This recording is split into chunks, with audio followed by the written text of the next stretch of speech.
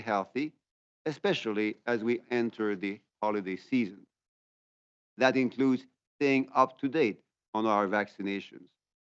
There are safe and effective vaccines available for both the flu and COVID 19, and these are available to everyone in Canada over the age of 6 months. And today is a great anniversary in that regard. 2 years ago, on that exact date, the largest vaccination campaign in the history of Canada was launched. 95 million doses of vaccines against COVID 19 have been administered since then. The National Advisory Committee on Immunization has also recently recommended that children 6 months of age and older can safely receive a COVID 19 vaccine at the same time as other recommended childhood vaccines, including the flu shot.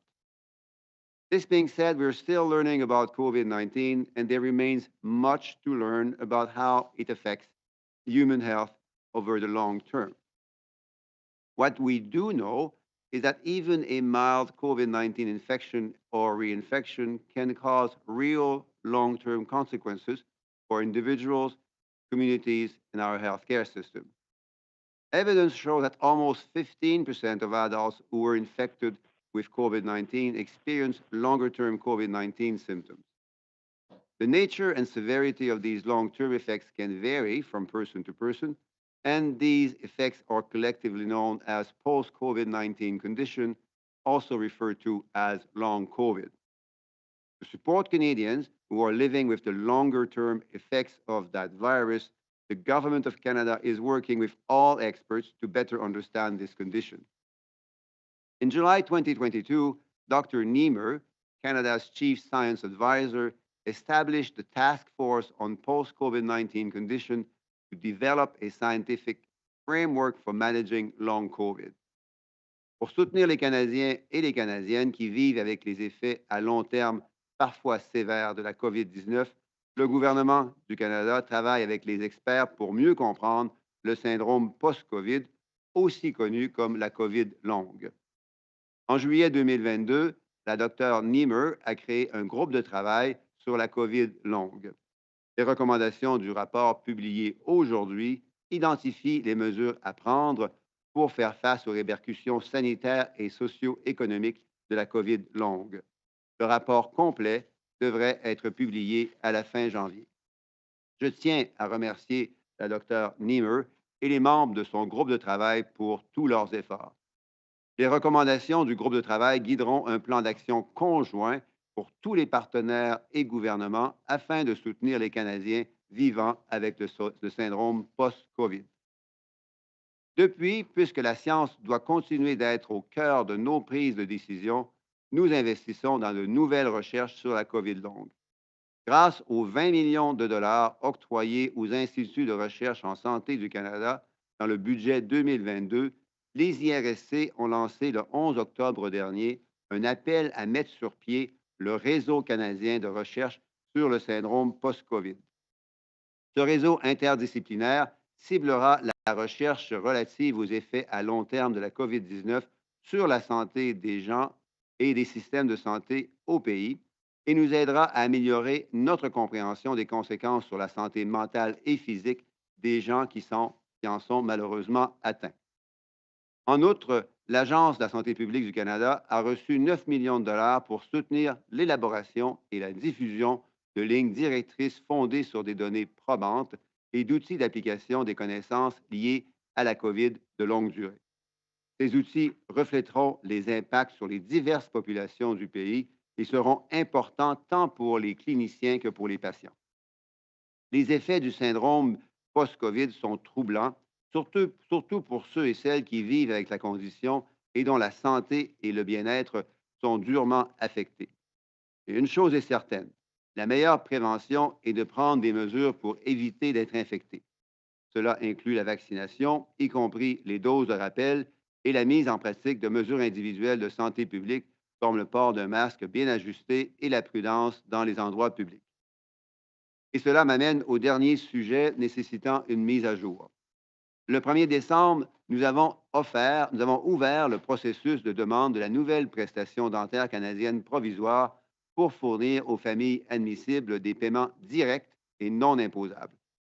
Les parents peuvent demander la prestation en ligne par l'intermédiaire de Mon dossier de l'Agence du revenu du Canada ou par l'intermédiaire du centre de contact avec la clientèle de la même agence ou simplement en cliquant sur canada.ca/dentaire.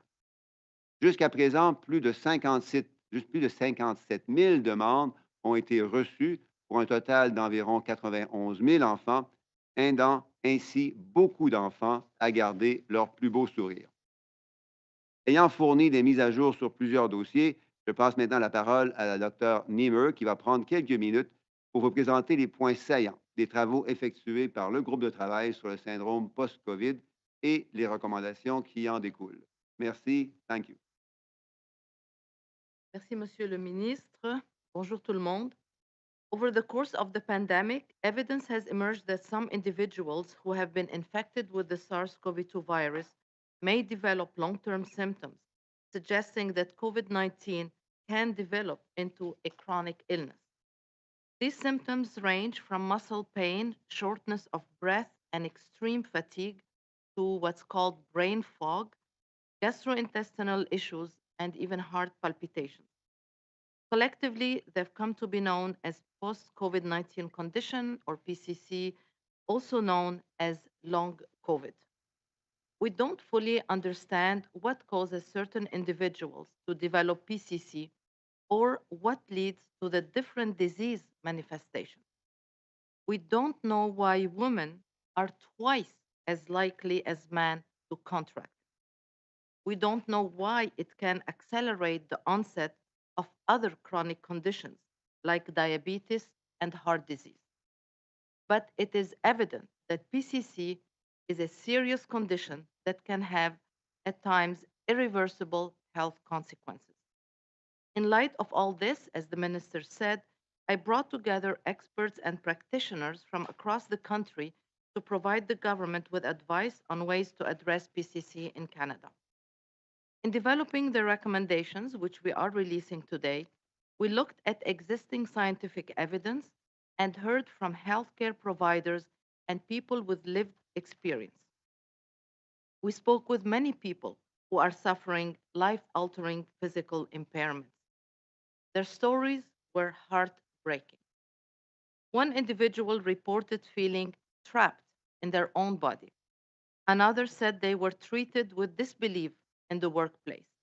Still, others recalled feeling abandoned by their community.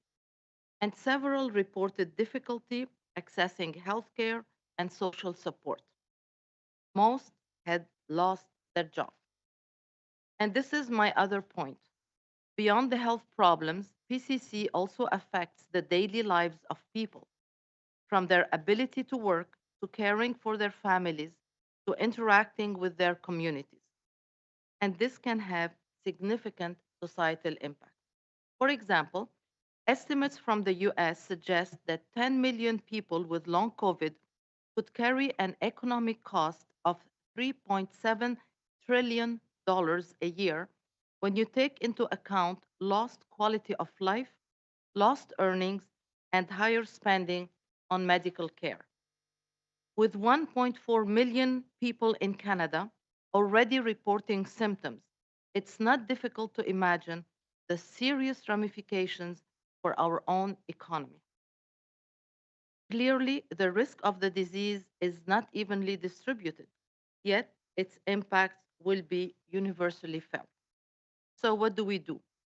To start, we need to acknowledge that PCC is real, that COVID 19 manifests itself as an acute but also as a chronic illness. À l'heure où plusieurs personnes ne veulent plus entendre parler de la COVID, we're all suffering to a certain extent from COVID fatigue, nous devons faire preuve de vigilance. Le risque d'infection et de réinfection par la COVID est toujours présent. Cela signifie qu'il existe un risque continu de développer le syndrome post-COVID. Les vaccins contre la COVID-19 réduisent considérablement le risque de développer des complications à long terme et contribue donc à réduire la menace pour les personnes et la société. In addition to their well-known protective effects against severe COVID-19, it is now clear that vaccines also contribute to reducing the risk of PCC. Nous devons également mettre en place de meilleurs réseaux qui relient les chercheurs aux prestataires de soins de santé et aux patients. Cela permettra de développer des méthodes de collecte et de partage rapides et efficaces des données et des informations afin d'améliorer les soins aux patients. What we learn from addressing PCC will likely benefit a broad range of Canadians, including those suffering from other infection-associated chronic conditions, such as Lyme disease, a condition that may become more common due to climate change. With the SARS-CoV-2 virus still spreading and the healthcare system already overburdened, it is vital that we act now to care for affected individuals and protect many more from serious post-infectious complications. Thank you, and now I'll pass it on to Dr. I'm pleased to be participating in today's event alongside Minister Duclos, Dr. Tam, and Dr. Niemer. At the Canadian Institutes of Health Research, we've been heavily engaged in Canada's research response to COVID-19. We work closely with the Public Health Agency of Canada and our federal partners to identify research gaps and priorities. From the start of the pandemic, the government recognized the important role of research in mounting a response to this. That's why CIHR received significant dedicated funding for COVID-19 research beginning in 2020. We have used this funding to rapidly mobilize Canada's research community to generate evidence needed to understand the virus and to make decisions on how to best protect Canadians. As the pandemic evolved over time, so too has our research response. First projects funded in the spring of 2020 focused on containment measures such as vaccines, diagnostics, and therapeutics. I think I might mention at this point, Canada was one of the very first countries in the world to mount a unified research program after that. We led in many areas. Later research has focused on the broader impact of COVID-19 on the health of all Canadians, particularly vulnerable groups such as children and seniors, and the impact of caring for COVID patients on our hospitals. To keep pace with the emergence of new variants such as Omicron, we funded the Coronavirus Variants Rapid Response Network, also known as COVARNet, in March of 2021. This network is composed of researchers from across the country who have produced vital information on the different virus variants to help guide our public health response and to prepare for future pandemics. As the Minister and Dr. Niemer have noted, post-COVID-19 condition is a serious issue affecting many Canadians. This is a new condition for which we are still defining its clinical features and determining how best to treat it and support the recovery of patients. It is critical that we focus our efforts on understanding this potentially devastating disease.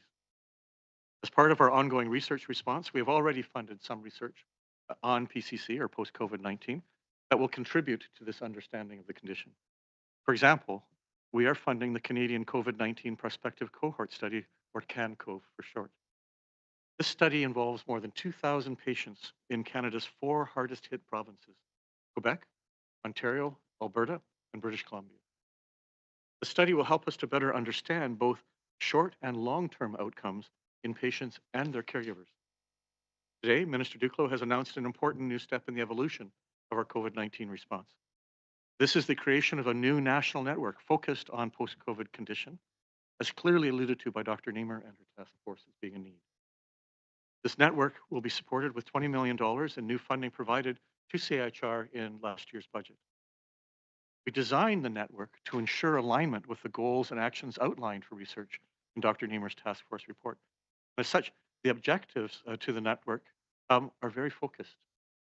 It will, first and foremost, provide a platform to strengthen Canada's capacity for research on post-COVID-19 conditions.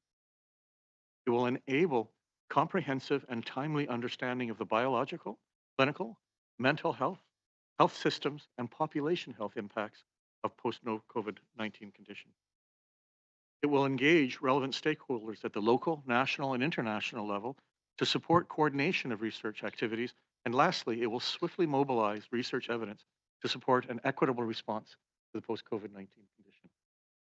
As CIHR, we launched a competitive process to create the network in October. This process was led by the Centre for Research on Pandemic Preparedness and Health Emergencies, an initiative of the government which is housed at CIHR. The research centre was set up to continue to address COVID-19 and to help us ensure timely research and highly trained experts are in place for future emergencies. We will be ready to announce the recipients of the funding of this network early in the new year. The work of this network will make a major contribution to achieving the vision of the task force report and supporting Canadians affected by post-COVID-19 condition and reducing its impact. Merci, and thank you very much. Thank you very much. Bonjour à toutes et à tous. Nationally, SARS-CoV-2, influenza, respiratory syncytial virus, or RSV, and other respiratory viruses continue to cause significant levels of infection in our population. Very young and elderly people, as well as those with pre-existing medical conditions, continue to be at the highest risk of serious illness. While increases in respiratory virus-related illnesses are expected at this time of the year, co-circulation of these viruses is causing significant strain on our healthcare system. Partout au Canada, le SARS-CoV-2, la grippe, le virus respiratoire syncytial, ou VRS, et d'autres virus respiratoires demeurent la cause d'importants niveaux d'infection au sein de notre population. Les patients très jeunes, les aînés ainsi que les personnes souffrant d'une affection persistante sont toujours les plus susceptibles d'être gravement malades. Même si pendant cette période de l'année, une augmentation des maladies liées à un virus respiratoire est attendue, la circulation simultanée de ce virus met à rude épreuve nos systèmes de soins de santé. Surveillance indicators, including clinical and wastewater testing, show that SARS-CoV-2 is still circulating across the country. And while we are past the peak of the last COVID-19 resurgence, it is too soon to let our guard down. In Canada, variations in population level of immunity and current global trends suggest that an uptick in COVID-19 could occur in the new year. In recent weeks, genetic sequencing data on SARS-CoV-2 viruses show continuing increase in immune-evasive variants, notably BQ1 and BQ1.1, while the previously dominant BA5 lineage variants are declining. With the increased prominence of these variants in Canada, at a minimum, we could see a slower decline and a higher plateau in the number of infections, as well as hospital admissions in Canada, as this respiratory virus season plays out. In terms of the other respiratory viruses circulating, RSV activity has leveled off nationally, and infections are declining in some jurisdictions. This means activity levels are now within the expected range for this time of year. In contrast, influenza is continuing to trend well above expected levels for this time of the year, but this varies across the regions. Most worrisome is the increase in influenza-related hospitalizations. The IMPACT network, which provides data on pediatric hospitalizations due to influenza, has noticed sharp increases in multiple sites across the country. These data also suggest a shift to a higher proportion of hospitalized cases occurring in the 10 to 16-year age group compared to seasons prior to the pandemic. However, the highest cumulative hospitalization rates for influenza continue to be among children under 5 years of age. Currently, the weekly number of pediatric hospitalizations being reported is above levels typically seen at the peak of the influenza season. Tragically, due to this high number of pediatric cases, we're also seeing higher than usual number of ICU admissions and deaths due to influenza in children. Le plus préoccupant est toutefois l'augmentation des hospitalisations liées à la grippe. Le réseau IMPACT, qui fournit des données sur les hospitalisations d'enfants, en raison de la grippe a relevé des augmentations marquées dans diverses régions du pays. Ces données suggèrent également un changement vers une proportion plus élevée de cas hospitalisés chez les 10 à 16 ans, comparativement aux 16 ans précédents de la pandémie. Toutefois, le taux d'hospitalisation cumulatif le plus élevé pour la grippe continue d'être élevé chez les enfants de moins de 5 ans. À l'heure actuelle, le nombre hebdomadaire d'hospitalisation d'enfants déclarés est supérieur au niveau habituellement observé ou plus fort de la saison de la grippe. Malheureusement, en raison de ce nombre élevé de cas chez les enfants, nous observerons également un nombre plus élevé que d'habitude d'admissions aux soins intensifs et de décès en raison de la grippe chez les enfants. To date, laboratory data indicate that this year's influenza vaccine is a good match to circulating strains and therefore is likely to help protect against serious influenza disease. Influenza vaccine takes about 2 weeks to provide optimal protection. So as we rapidly approach the holidays, now is the time to get vaccinated if you have not already done so. Flu shots are available across Canada and can be given to adults, teenagers, and children as young as 6 months of age. The flu shot can also be given at the same time as the COVID-19 vaccines. There are now more options for COVID-19 booster doses for children 5 to 11 years of age, and the recent approval of a bivalent vaccine for this age group. If it has been 6 months or more since your last COVID-19 vaccine dose or COVID-19 infection, getting vaccinated now will boost your level of protection going into the holiday season. Staying up to date with the recommended vaccines provides an important foundation of protection. The results of the first population-based survey of adults across Canada, conducted between April and August of this year, show that close to 15% of those with a confirmed or suspected COVID-19 infection experience longer-term symptoms or post-COVID condition, with almost half of these individuals experiencing symptoms for a year or longer.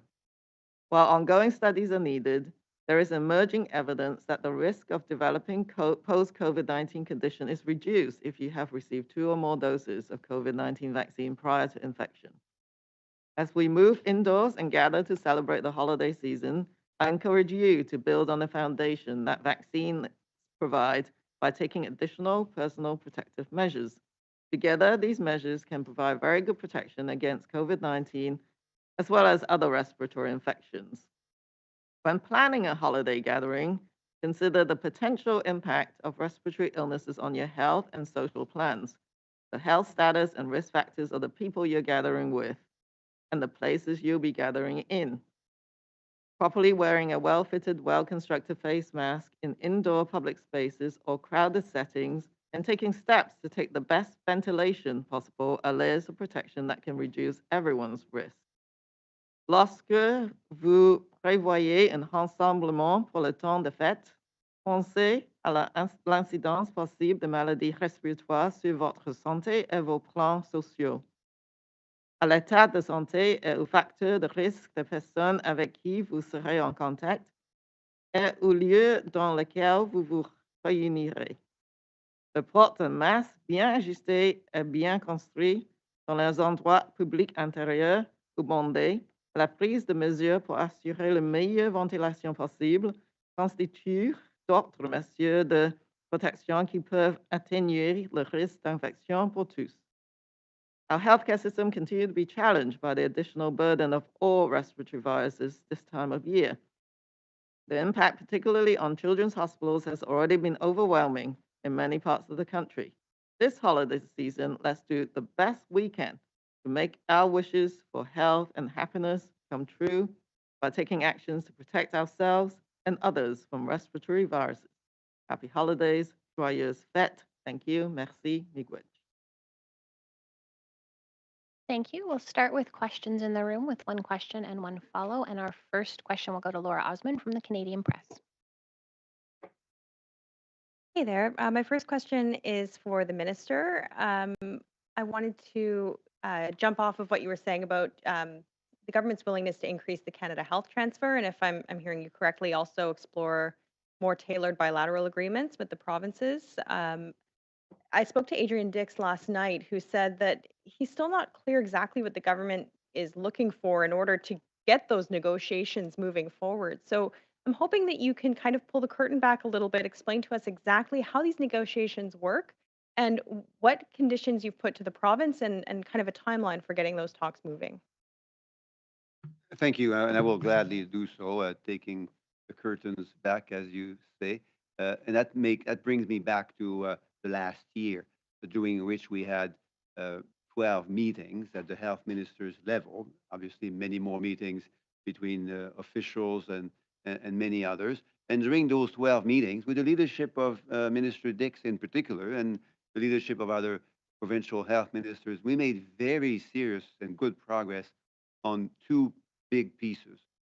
The first one was how to support healthcare workers, to retain them better, to recruit them, to recognize their credentials, to train them, and then on data, and because data saves lives, how we can have in Canada a modern health data system that provides data to healthcare providers, to nurses, doctors, specialist physicians, pharmacists, so that the data on people's health are available when these people end up in an emergency department, or they visit their physician, or they go to visit a pharmacist. So how do we make sure that that data supports their health and the work of workers?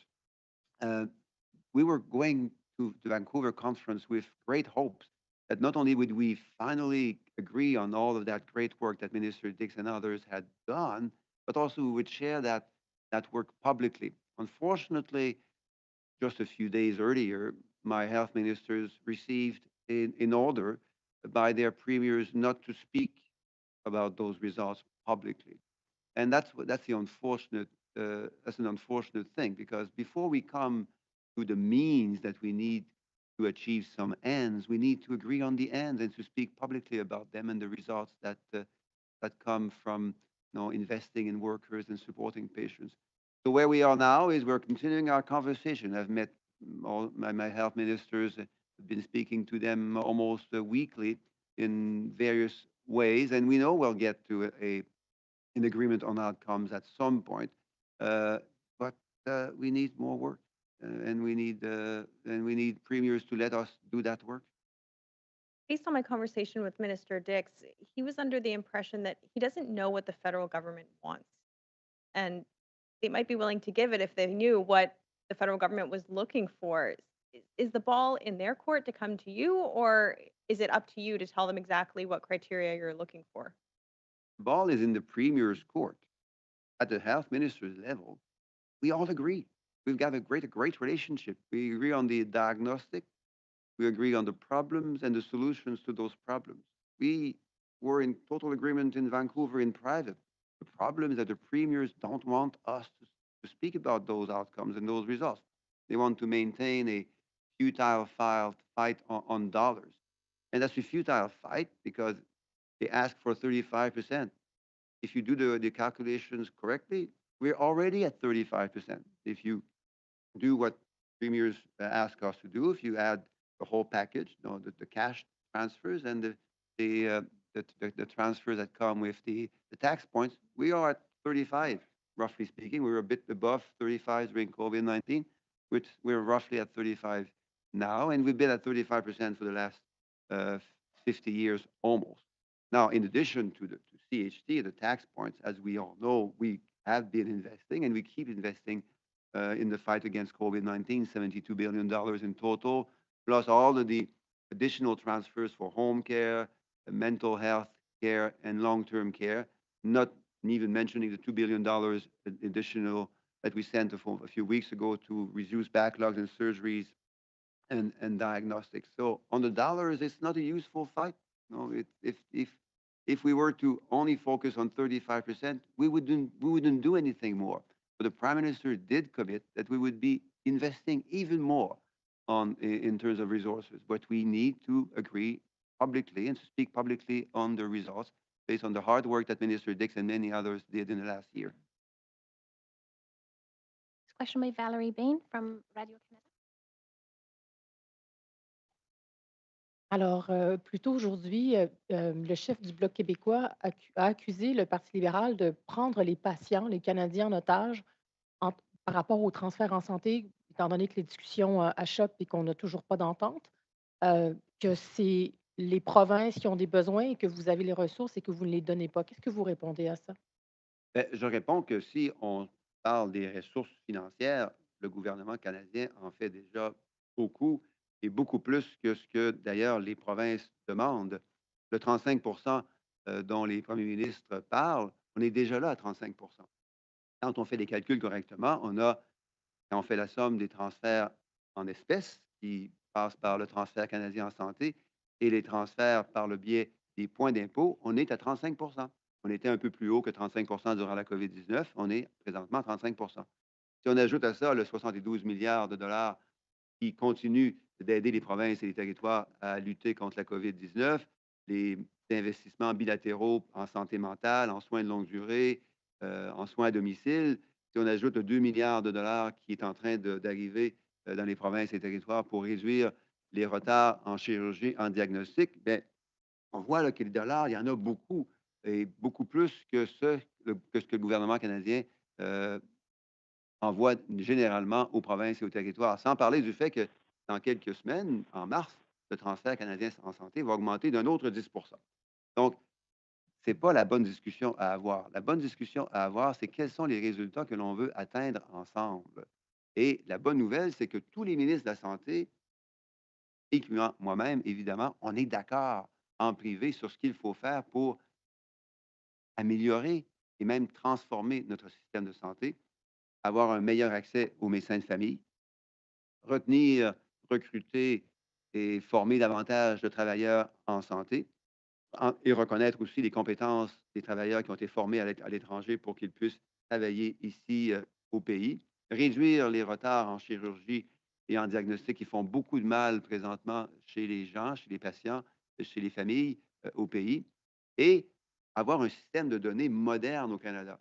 On n'a pas un système de données moderne au Canada, on a un système de données qui est médiocre, qui mène malheureusement à des pertes de vie et à une qualité de soins qui n'est pas suffisante. Quand les médecins généralistes, spécialistes, les pharmaciens, les infirmières, les techniciens de laboratoire sont incapables d'échanger les informations entre eux, quand en 2022, on utilise encore des fax et des bouts de papier pour transmettre des informations sur la santé des gens, on n'est pas à la hauteur des besoins du Canada. Heureusement, on peut faire mieux et beaucoup mieux rapidement, et c'est ce qu'on a convenu de faire en privé à Vancouver, mais il faut que les premiers ministres nous laissent faire notre travail comme ministre de la Santé.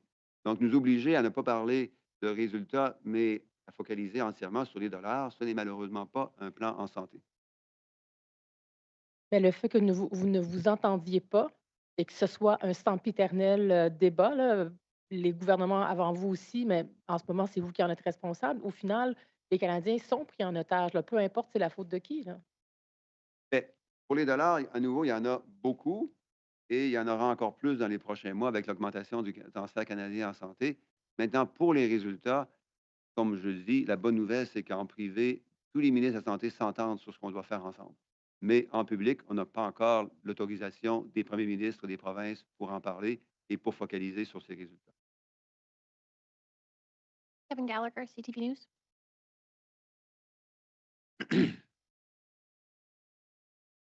So if it's in the Premier's court, and the Premiers are saying the Prime Minister will meet with them, and the healthcare system's in a crisis, and as you acknowledge, the hospitals are in a crisis, what's the short-term solution to give any of these hospitals that are turning away patients or transferring patients elsewhere some relief? Can the federal government do anything right now in the short term? Well, the federal government, as I said a moment ago, has been sending, is sending, and will be sending very significant additional resources to support difficult work of my colleagues' health ministers. Their job is not easy with the viral situation of which Dr. Tam spoke a moment ago. It's very difficult in hospitals and in healthcare contexts across Canada. So my job is to be an ally of health ministers, to make sure that that significant and additional funding that our government has been committing to is being received by health ministers. And that's the case with the $2 billion just recent investment in supporting our healthcare system, and more particularly hospitals, in the context of backlogs of surgeries and treatments. The equally important work that we need to do together is to look at the longer term. Our healthcare system has been under severe demographic pressure over the last few years, and over the next few years, it will be under increasingly heavy demographic pressures.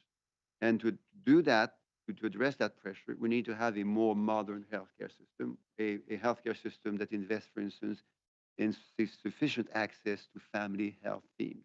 Lots of our patients now end up in a hospital because they don't have a family health team to go to, or they end up in a hospital because, not having had an access to a family health team, they end up with more severe health conditions, and then it becomes a lot more complex, a lot more difficult, and much more costly, and unfortunately a lot less good in terms of health care and health conditions, to end up in the emergency department as opposed to having been able to visit a family health provider prior to this. In addition to that, as I said a moment ago, it's about data and modernizing our healthcare system, making sure that safe and appropriate information on patients is accessible by healthcare providers, and investing in home care and mental health care and long-term care, as we have promised to do and as we're doing now. So, but you're saying the health ministers that you meet with agree with those reforms and changes that need to happen to the system. However, we're hearing from the provinces that they want to meet with the prime minister. They want to move forward on getting the healthcare transfers increased. So what's holding this process up? You're blaming the premiers. The premiers are blaming the prime minister. Where's the truth? Well, premiers have important responsibility. Health ministers have an equally important responsibility, and we need to be given the room to take on that responsibility. We were able to do that.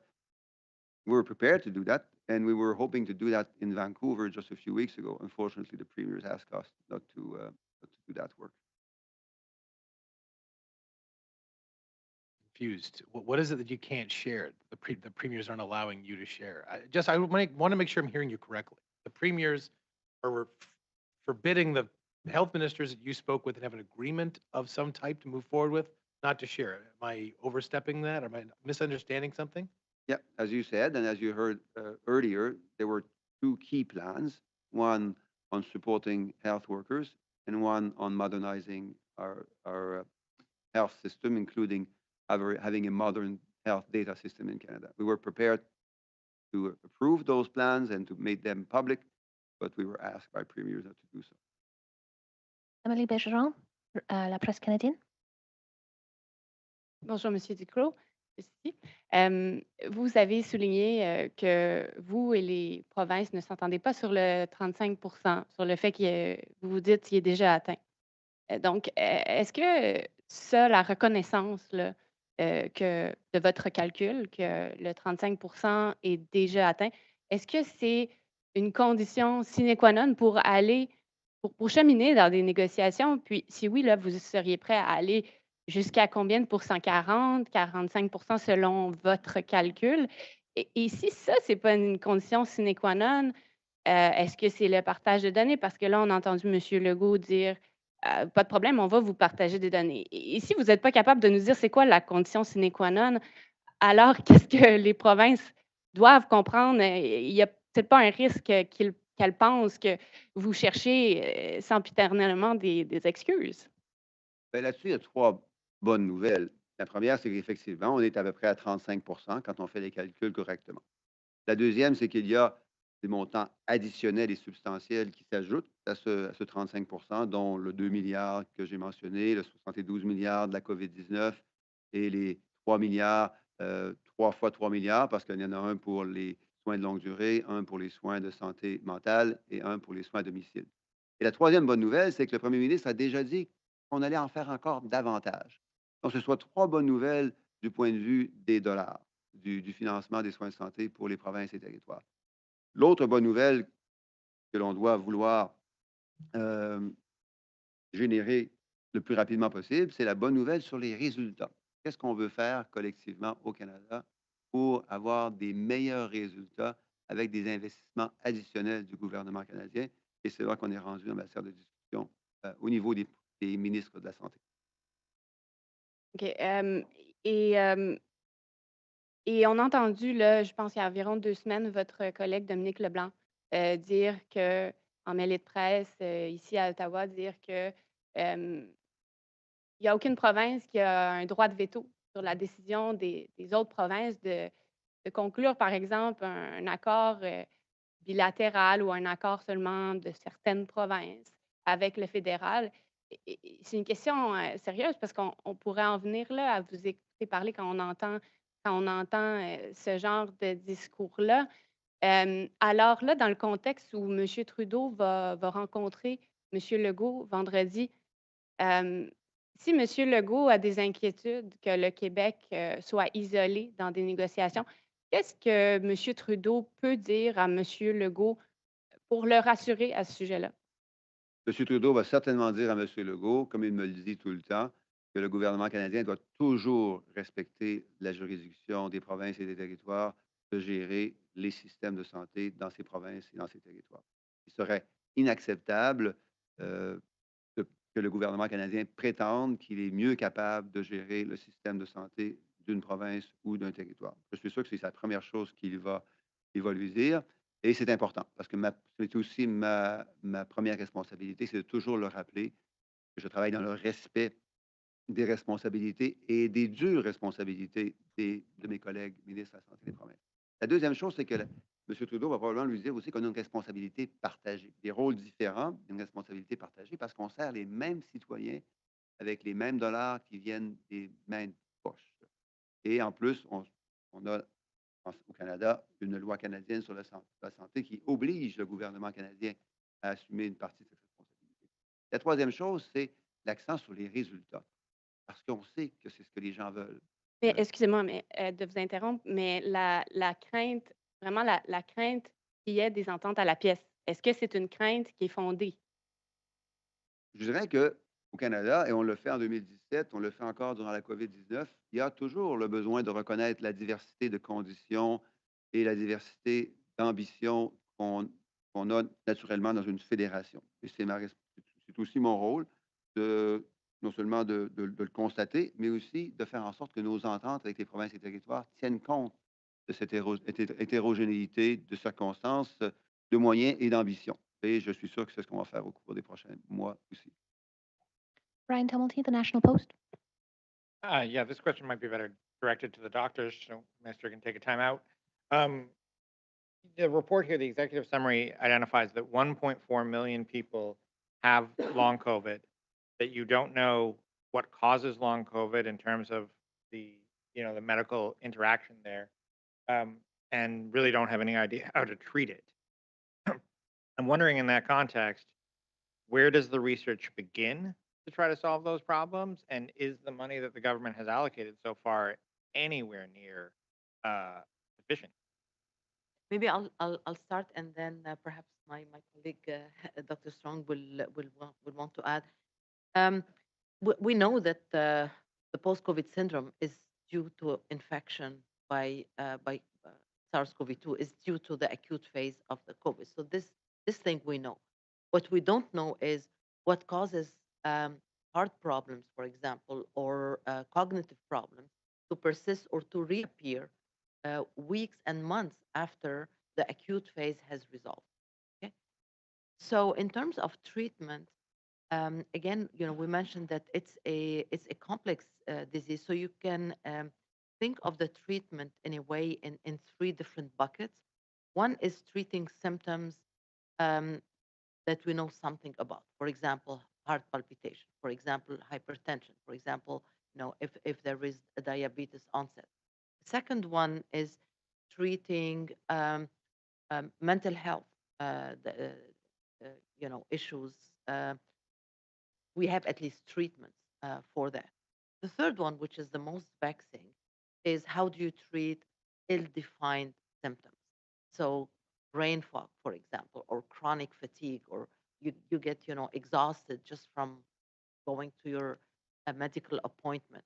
And this is where we need a lot of research to understand what's going on.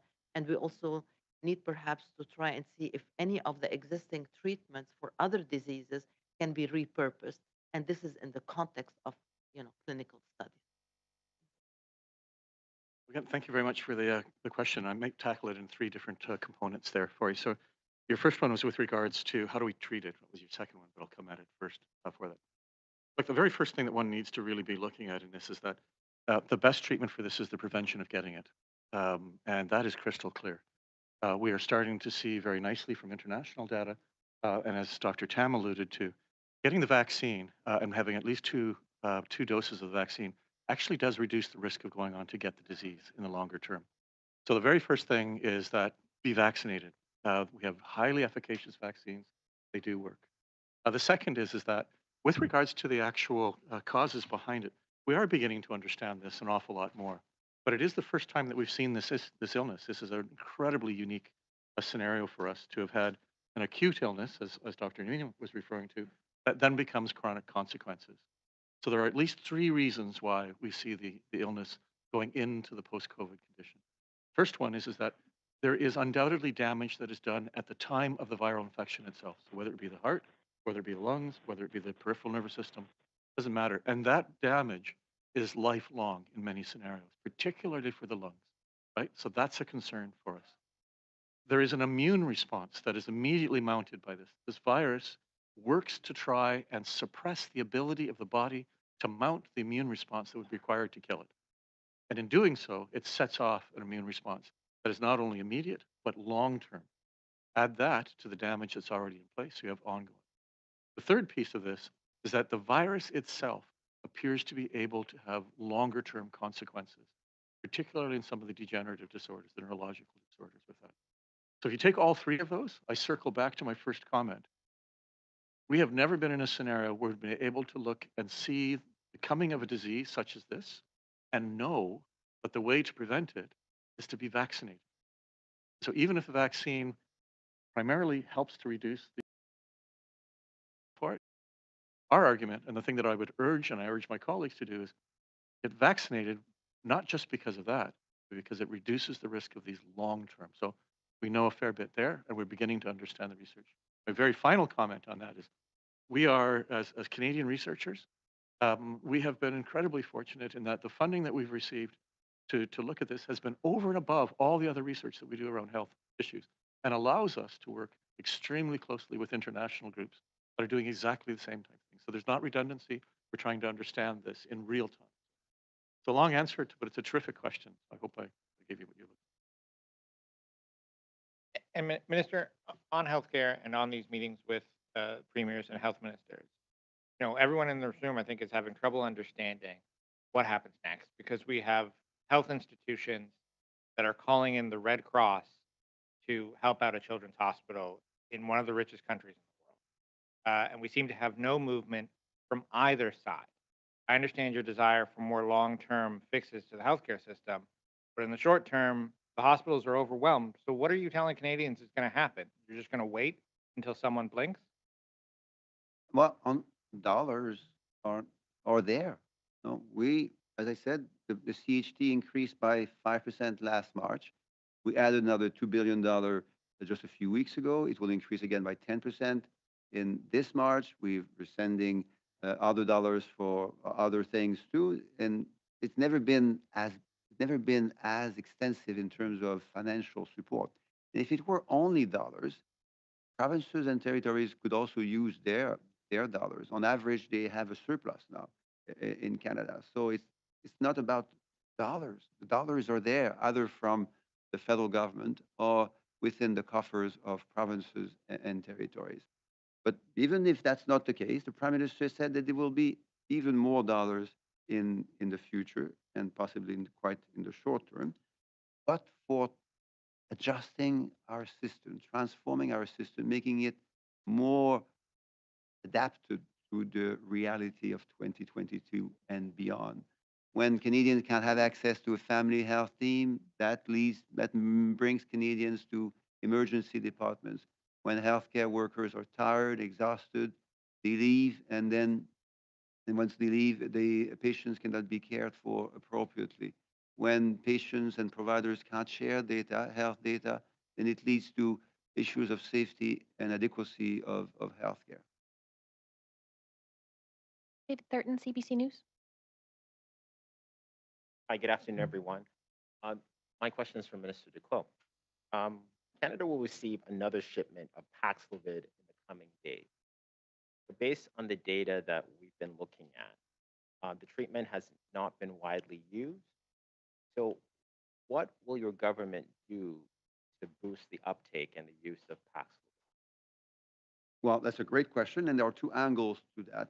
The second angle, I'll turn to Dr. Tam to answer it, because there has been recent, I understand, recent evidence, biomedical evidence of the effectiveness of Paxlovid, which you might be interested to know more about. But on the first part, which is the accessibility, we have indeed sent hundreds of thousands of Paxlovid units over the last months. It started early in the winter, and we'll be there to share whatever provinces and territories required to care for patients. As you might hear from Dr. Tam in a moment, it has an impact not only of reducing the severity of acute COVID-19, but it can also have other benefits. But I'll turn to Dr. Tam for that part. Thank you for that question. I think there's a number of things that we can do to increase Paxlovid use. It's correct that the federal government has sent, I believe, at least 700,000 doses to the provinces and territories. So I've been discussing with our colleagues and also the clinical care professional groups as to why and how, why Paxlovid isn't being mobilized as much as we think it could be utilized. There's several different factors, I believe. One is awareness for patients that this is an option. So I think we can collectively do more in that area, particularly those with high-risk conditions or seniors. Increasing their knowledge of how to access Paxlovid in their local area, but also the benefit of Paxlovid, which has been demonstrated not only in the clinical trials, but in real life now, that they can significantly reduce hospitalizations and deaths in high-risk groups, particularly in seniors. That group should talk to their physicians ahead of time. Get prepared, because if you get diagnosed with COVID, it may be a bit late to try and figure out where you can get Paxlovid, and you need to take it within a short number of days. So know how to get your rapid test and know ahead of time where you get your Paxlovid is important. Healthcare providers, I think, have been a bit concerned about using Paxlovid because of the drug-drug interactions. We know that that can occur, but collectively, people can figure out which patients can still use Paxlovid, and I think increased awareness and education amongst health professionals is something that we can assist with. And then there is access, because you have to access the test and then the drug really fast. And you've seen in Ontario just recently that they've announced pharmacists can now prescribe Paxlovid after someone's got a positive rapid test.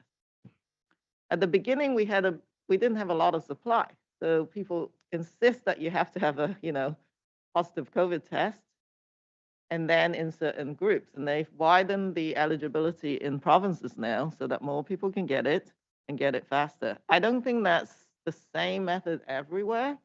I think sharing best practices on how we mobilize it more, I think will be very helpful, particularly in seniors. Just to follow up, we budgeted some $2 billion for COVID treatments, including Paxlovid. Minister, are you concerned that there will be waste? Dr. Tam, do we have evidence that has been wastage in the use I don't have specific numbers. All I can say is we have to follow the science on the evolution of the variants as well. Some of the most recent variants, BQ 1.1, etc., are immune evasive. Those monoclonals don't work.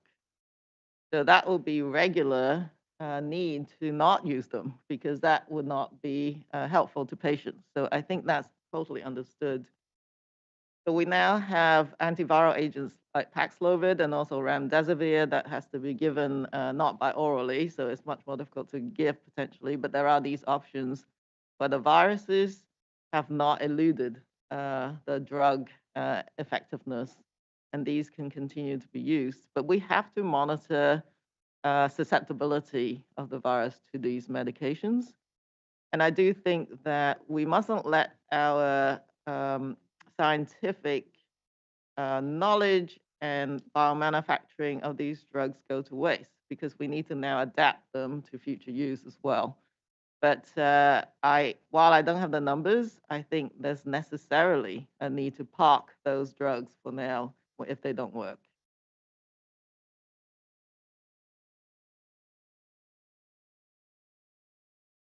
I just want to add that this is a perfect example why data sharing is extremely important. The reason that pharmacists and physicians may be reluctant to prescribe Paxlovid, which for now is really the best game in town in terms of an antiviral, other than of course the best, which is prevention, is because they don't have perhaps the full file of the individual. They don't know what other diseases they may have had in the past, what other interventions they may have had, what drugs they're taking. And as Dr. Tam said, there are known drug interactions. So you don't want to be providing something to an individual that may harm their health. So a, a good example of why this the sharing and the availability of health data is absolutely important for caring for individuals. Thank you. Do you have another question, David? Raphaël Pirot from QMI. Oui, bonjour. Écoutez, cette question est pour vous, M. Duclos.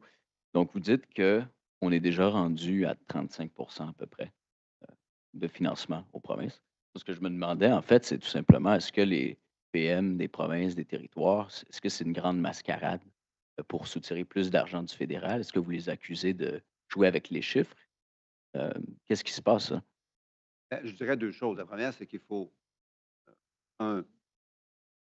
reconnaître ce qui est déjà fait, et deux, reconnaître que le premier ministre canadien a dit qu'il y en aurait encore davantage qui seraient faits. Quand on parle de reconnaître ce qui est déjà fait, c'est quand on fait les calculs correctement. On est à 35 depuis à peu près 45 ans, un peu en haut, un peu en bas. Durant la COVID, c'est monté presque à 40 c'est dépendu maintenant autour de 35 et en plus de ça, bien, comme je le disais, il y a des montants additionnels qui s'ajoutent. Donc, ça, c'est la première chose qu'on doit convenir. Mais on doit aussi dire en même temps que ce n'est pas l'objectif, c'est pas de faire une comptabilité. Les Canadiens et les Québécois ne s'intéressent pas à cette comptabilité. Donc, en mettant l'accent sur des points de pourcentage et des points d'impôt, je pense qu'on s'éloigne des vraies préoccupations des gens. Ce qui m'amène à la deuxième chose, c'est que les vraies préoccupations des gens, c'est sur les résultats additionnels qu'on aimerait atteindre avec des ajouts du gouvernement canadien en termes d'investissement. Qu'est-ce que les gens veulent voir en termes de résultats si et lorsque le gouvernement canadien va ajouter encore à ses financements déjà significatifs? Et c'est là que la vraie discussion et la bonne discussion a lieu et doit avoir lieu. Et moi aussi, ce que j'aimerais savoir, c'est qu'il y a plusieurs premiers ministres qui ont déjà dit qu'ils allaient, par exemple, comme M. Dubé, mettre sur pied un tableau de bord avec des indicateurs. Peut-être que ça ne satisfait pas, c'est pas exactement ce que vous recherchez. Vous aimeriez peut-être quelque chose de plus central. Mais est-ce qu'une condition, en fait, pour finalement mettre un terme à ce débat-là, Ça pourrait être tout simplement, vous devez investir l'argent en santé et c'est tout. Laissez-moi vous dire quelque chose. Le plan de M. Dubé en matière de données en santé, il est excellent. C'est exactement ce genre de plan qu'on a envie d'appuyer, non seulement à l'échelle du Québec, mais aussi ailleurs au Canada. Il y a des provinces qui ont aussi d'autres plans qui sont très bons en matière de données en santé. Les données, ça sauve des vies. Lorsque des gens qui arrivent à l'urgence, puis le médecin ou la médecin n'est pas capable de savoir si ces gens-là ont été vaccinés, quels médicaments ils prennent, quels sont les récents tests qu'ils ont pu avoir sur leur santé. Ça met en jeu la qualité et parfois la sécurité des soins qu'ils reçoivent. Donc, ce n'est pas des rapports là, papier qu'on envoie en copie conforme, c'est des données concrètes sur des dossiers de gens réels euh, que des provinces comme le Québec ont envie de rendre plus facilement accessibles aux fournisseurs de soins de santé. Si on serait rempli. Et vous voyez à quel point on pourrait s'entendre rapidement si les premiers ministres nous donnaient la permission aux ministres de la Santé de convenir de ce genre de résultats ensemble. Donc, on y est proche. On est proche du but. Là. On était prêt à y arriver à Vancouver. Mais Vancouver, quelques jours avant, mes collègues ministres de la Santé ont reçu un appel de leur patron pour se faire dire de ne pas parler, de ne pas arriver à une entente finale et de ne pas en parler certainement en public. Okay, we're now going to turn to Zoom. We'll have time for one or maybe two questions from Zoom, and we'll start with Mike Crawley from CBC. Thanks for taking my question. My question is for Minister Duclos. You mentioned data saves lives, and one of the biggest concerns in the flu season, as Dr. Tam mentioned, is the impact on children. And there's a piece of data that we've been wanting to find out, which is the deaths of children from flu. British Columbia was transparent about this. They announced when there were flu-related deaths from children, but other provinces are not giving out information about. These are real children, families, grandparents, and parents who are grieving the loss of those children. Having said that, yes, data saves lives. No, obviously we don't know whether it would have been possible to save those children's lives with better access to data. But as Dr. Niemer said a moment ago, and as Dr. Strong knows really well, and as Dr. Tam knows really well with her work with other public health officers across Canada, data does lead to better treatments overall, but also better treatments adapted to the conditions of the patients that workers are there to look after. And in Canada, unfortunately, we don't have a world-class health data system. We have a mediocre class data system, and we can do a lot better. The great news is that all health ministers agree that we should and must do better. And the equally great news is that we will be there, as the Prime Minister said, to support those efforts through increased support to provinces and territories. Well, my follow-up is for Dr. Tam.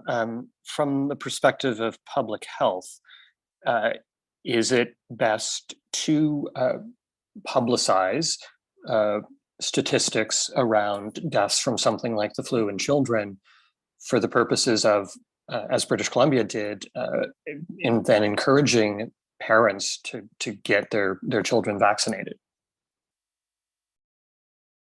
I think information is extremely important for informing the population about measures to take to protect themselves. So that is a fundamental aspect of public health, I think. One thing is clear that, of course, something like influenza we know happens every year doesn't get as much attention or hasn't been paid as much attention as COVID has. We've gained some capacity from the COVID experience to show that we are capable of monitoring specific health information in real time in the time of a urgent situation. So I think we can build on that experience.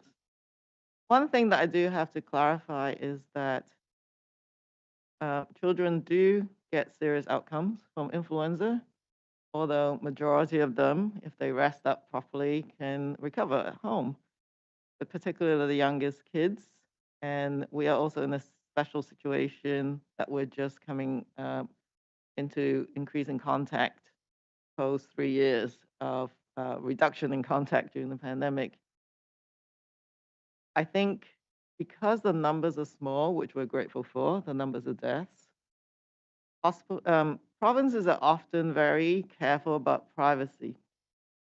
So even British Columbia, until you get above the number 5, it's difficult. We don't get that level of reporting nationally too, for the fear that individuals can get and identify very easily. That is something that we have to work through because that is important to individuals. But instead of data custodians, we need to be data stewards and manage appropriate data, but also informing the public so that they have the information that they need. Just while I have the mic, I did find the Paxlovid numbers. So we did allocate over 700,000 treatment courses of Paxlovid to provinces and territories, while we've procured 1.5 million courses. We have a lot of rapid tests that have been sent out. So together, in combination, these two measures can help reduce the impact of COVID-19, particularly in the high-risk group. Okay, and we'll take one final question on Zoom. Alice Gerard-Boisé from La Presse. Bonjour, les CDC des États-Unis ont annoncé aujourd'hui que la COVID longue a causé au moins 3500 décès. Au Canada, on estime à combien le nombre de décès qui ont été associés à la COVID longue? Dr. Strong or Dr. Niemer? I think the simple answer is we don't know yet. And, that's another area where data is unfortunately missing from across the country. It's very difficult really to, even the CDC in the US said that they believe these may be underestimates because there is no clear definition and medical sort of description. But here in Canada, I think that we're still figuring this. Certaines personnes ont désormais la COVID longue depuis plus de 2 ans, puis ils ne voient pas d'amélioration dans leur état. Il n'y a pas de traitement généralisé disponible au Canada non plus pour les aider. Donc, à court terme, comment vous comptez accompagner ces personnes qui commencent à perdre espoir? Ben, justement, la raison pour laquelle donc nous avons fait part publiquement de nos recommandations et particulièrement l'importance de reconnaître que le symptôme existe, d'accélérer les informations à la fois au public, mais aussi aux soignants eux-mêmes. C'est pour pouvoir aider à soigner ces individus-là. Je voudrais juste peut-être préciser que c'est pas juste au Canada qu'il n'y a pas de soins. Il y en a pas ailleurs non plus. Donc, c'est pas une condition pour laquelle on sait comment faire. On est en train d'apprendre encore et d'où l'importance que la recherche et la prestation des soins soient vraiment intégrées pour qu'on apprenne à fur et à mesure de nos propres expériences. En ce moment, il y a certaines provinces qui ont déjà commencé à mettre sur pied des cliniques multidisciplinaires où on a plusieurs donc, spécialités de médecine. On a aussi de la réadaptation, des soins psychologiques également, etc. C'est vraiment un très bon début, mais il n'y en a pas suffisamment et l'accès pose toujours problème. Donc, moi, je vous dirais, c'est d'où l'importance vraiment d'accélérer la recherche afin qu'on puisse plus rapidement offrir des soins et améliorer la qualité de vie de ces personnes-là. Puis, je ne sais pas si Dr. Strong aimerait ajouter quelque chose. Really, I would simply echo what Dr. Niemer has been saying as well too. But for those individuals who have symptoms that are persistent for that period of time, and one of the issues behind all of this is that many of those symptoms can in fact look like other. You can be misdiagnosed in the sense of they are fairly subtle or they're cumulative looking. So one of the first things that we recommend right off the top is ensuring that you are seen by a multidisciplinary team or by specialists in the area to make sure that this is not just simply ascribed to being PCC. So number one on that is kind of get it right and make sure that you're being looked after. The second is that we don't have specific therapies that will bring a full stop to this right now, but there's a lot of symptomatic therapies that can be done, and Dr. Niemer started to allude to those. The final piece is that, like everything that we've looked at and had to face over the course of the last several decades of new diseases coming, it takes time and it takes research to get those answers. But this is the right direction. This is what needs to be done. So I'm encouraged that we're moving, and the report of Dr. Niemer is helping to guide us. Thank you so much. This will conclude today's press conference.